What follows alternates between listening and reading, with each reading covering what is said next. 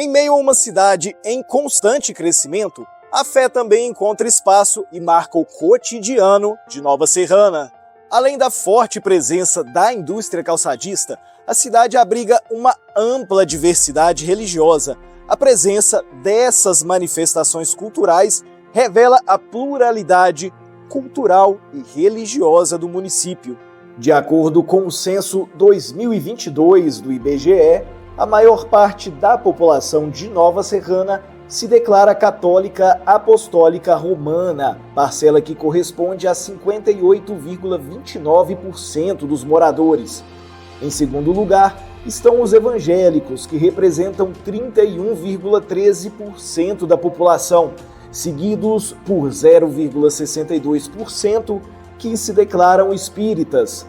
0,22% seguem a Umbanda ou o Candomblé e 3,32% pertencem a outras religiosidades. Para entender as diversas formas de vivenciar a espiritualidade no município, o Jornal Serranense conversou com lideranças das principais manifestações religiosas na cidade. O padre Elisvaldo Camilo de Souza tem 56 anos. Com 25 anos de dedicação ao sacerdócio, há mais de 2 anos ele é responsável pela paróquia São Sebastião, em Nova Serrana.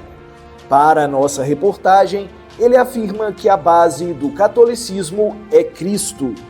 Essencialmente, nós somos cristãos, né? Então, Jesus Cristo é o caminho, a verdade, a vida, o querigma mais antigo da nossa igreja cristã, católica, o anúncio da ressurreição. Então nós cremos e precisamos vivenciar no dia a dia a ressurreição que Jesus Cristo nos mereceu.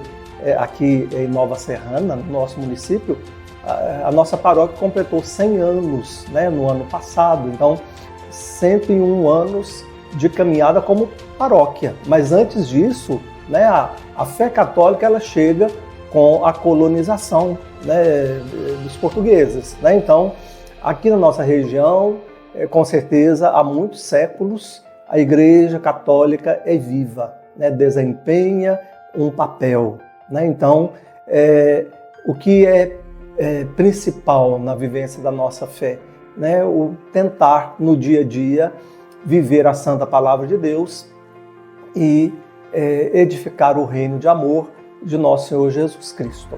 O pastor Alex Gomes, da Igreja Batista Getsemane, tem 51 anos. Ele é vice-presidente do Conselho de Pastores de Nova Serrana e há 18 anos comanda a Getsemane na cidade. Hoje, para cada 3 habitantes do município, um é evangélico.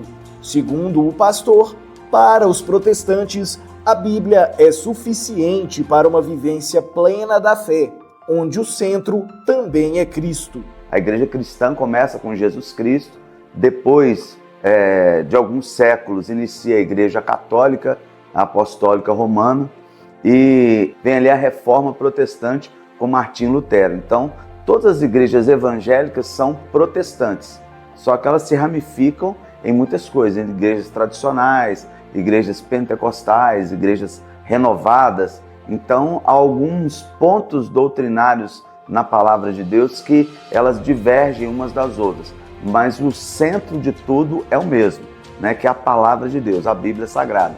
Ela é o centro de tudo e Jesus Cristo é o centro da igreja. Só que nós, protestantes, nós cremos na inerrância da palavra de Deus. Nós cremos que a palavra de Deus ela é suficiente, ela é plena e total para a nossa vida. E todas as respostas para a nossa vida nós encontramos nas Sagradas Escrituras. Adi José Gonçalves, 49 anos, está no Espiritismo há mais de 18 anos, com mais de 10 anos dedicados a diversas tarefas no Grupo Espírita Caminho, Verdade e Vida. Hoje é dirigente do grupo. Ele afirma que o Espiritismo busca entender a relação do homem com o plano espiritual, baseado em conhecimentos trazidos por espíritos superiores e nos ensinamentos de Cristo.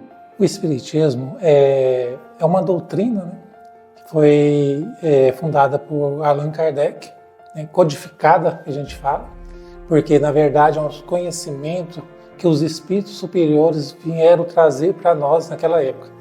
Foi fundada em 1858, com a publicação do primeiro livro, que é o Livro dos Espíritos. E desde então ele formulou mais 5 livros, que a gente chama do Pentateuco, né? Que é as obras básicas da doutrina espírita, que é o Livro dos Espíritos, Livro dos Médiuns, o Evangelho segundo o Espiritismo, o Céu e o Inferno e a Gênesis. Os ensinamentos vêm sempre baseados no Evangelho do Cristo. Está tudo em cima do Evangelho, não tem nada fora. E busca muito a questão de entender a relação nossa com o plano espiritual, com a vida após a morte do corpo, né, que a gente fala que a gente nem morre, a gente desencarna, que a gente só perde o corpo. Aí pensa muito na questão da caridade, do amor ao próximo, né, de fazer o bem, sempre buscando as coisas positivas. Gilvan Rezende Lacerda, 45 anos, conta que há 21 anos faz parte da União do Vegetal, ocupando hoje o cargo de mestre central da 12ª região. Ele diz que a religião nasceu na floresta amazônica e que também é uma doutrina cristã reencarnacionista. A origem da União do Vegetal nasceu na simplicidade cabocla de um seringueiro, José Gabriel da Costa, junto com a sua família, né, com a sua esposa, carinhosamente chamado por ele de Mestre Pequenina, que no coração da Amazônia, da floresta amazônica, começaram esse trabalho. Ele criou a União do Vegetal, trouxe para Porto Velho, e de Porto Velho ela foi para Manaus, e de Manaus está circulando o mundo, né? Não só o Brasil, mas está em mais de 10 países já presente nesse pouco tempo de existência dela. É um lugar onde a gente se reúne para poder trabalhar o desenvolvimento, o aprimoramento do ser humano no sentido do seu desenvolvimento espiritual, e a gente usa, para efeito de concentração mental, um chá. E esse chá é feito de 2 plantas originárias da floresta amazônica, né?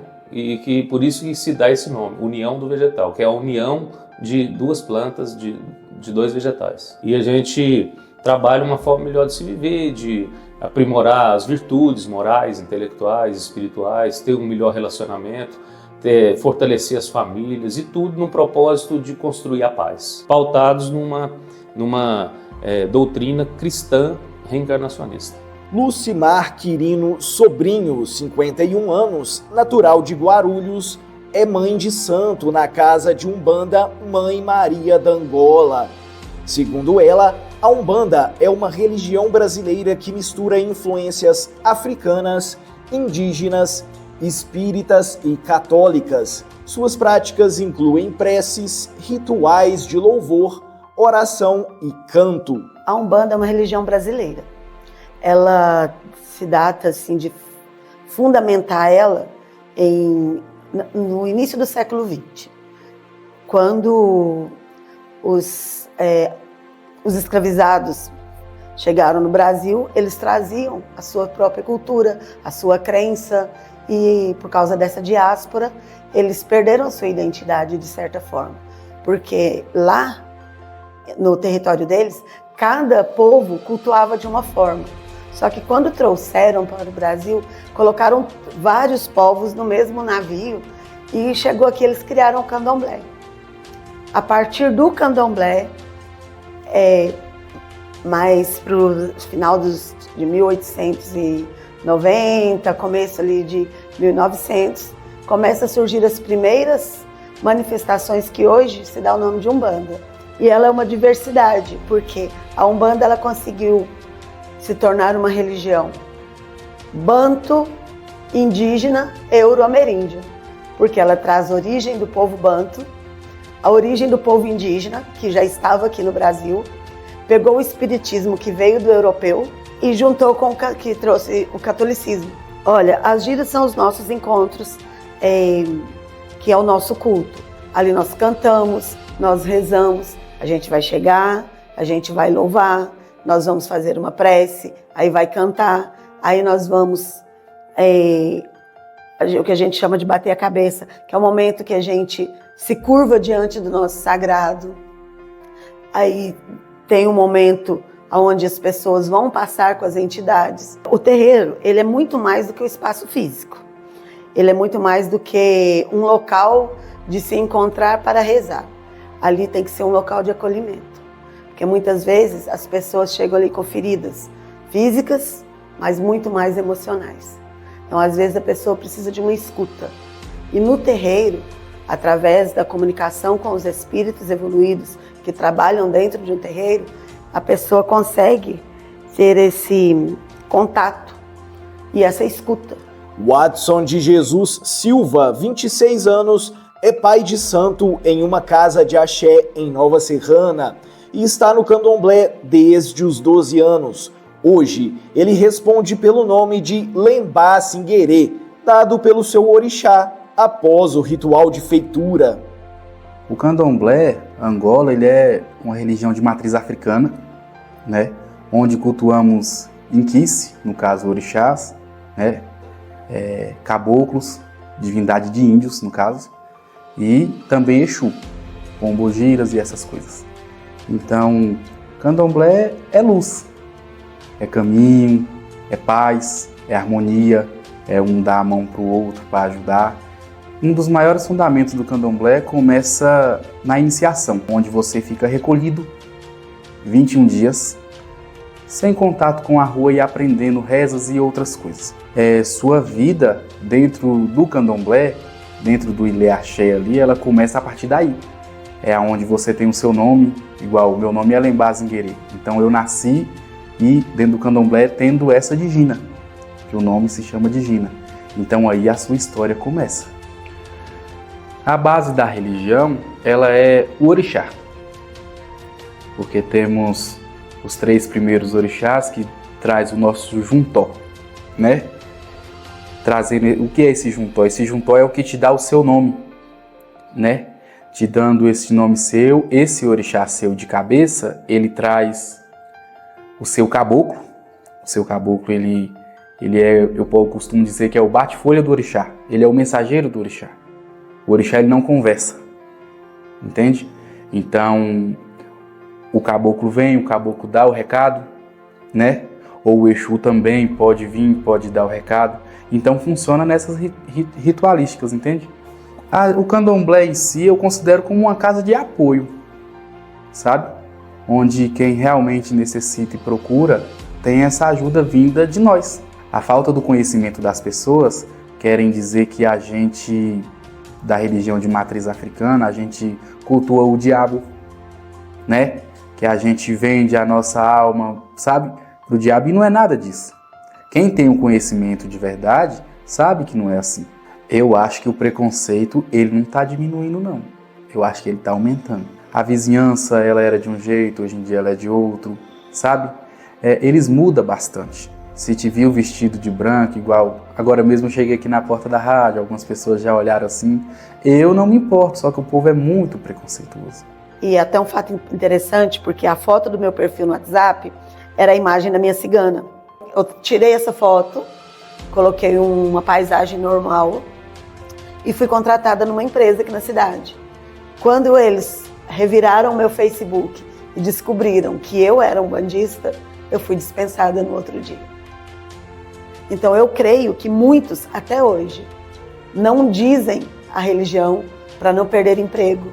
Dentro da minha casa mesmo teve pessoas que perderam emprego em 2022 porque se declararam bandistas. Eu digo o seguinte, se a pessoa ela quer ser de qualquer religião, ela tem que saber se respeitar e doar o respeito para o outro. Viver pro sagrado é muito bom. Hoje eu vivo o extraordinário da religião.